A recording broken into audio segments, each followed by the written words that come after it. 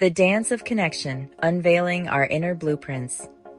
Have you ever found yourself in a relationship, wondering why you react the way you do?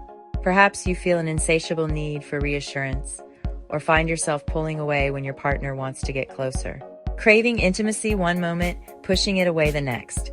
This is often the echo of your attachment style. These styles are the blueprints for how we connect.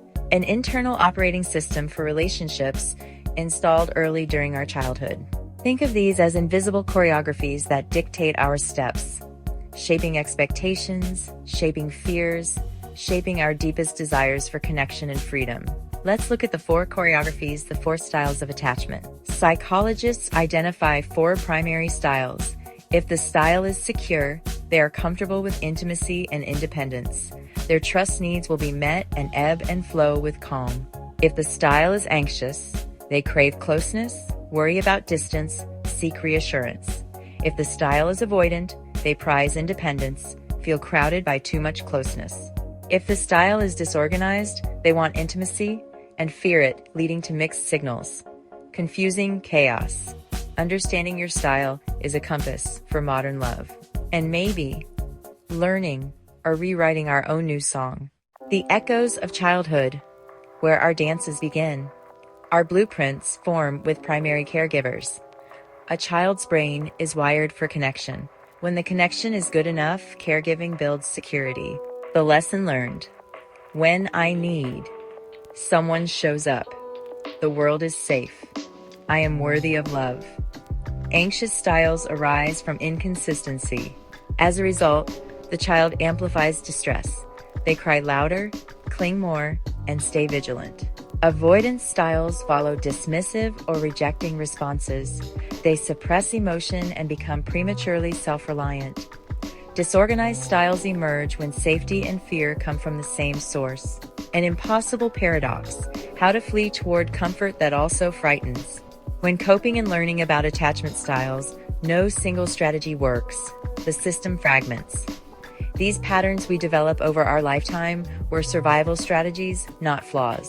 As adults, we can update them. We can learn to offer ourselves security.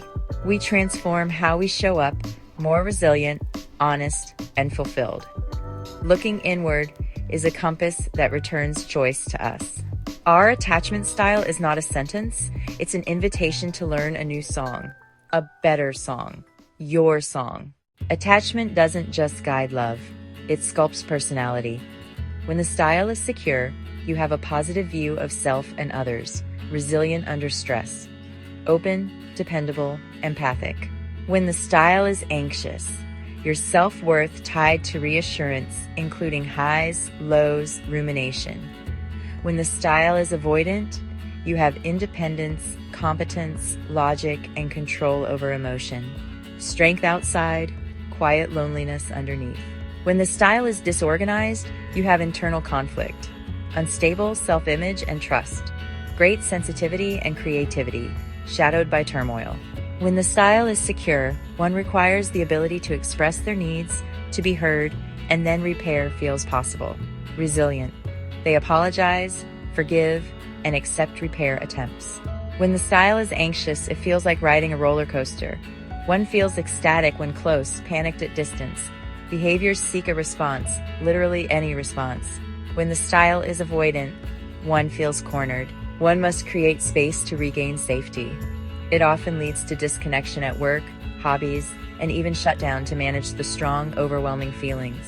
When the style is disorganized, one's pattern is to idealize, then devalue, intense passion and conflict. This pattern cycles of on-off. One's hope and terror replay childhood dilemmas. On repeat, then repeat again.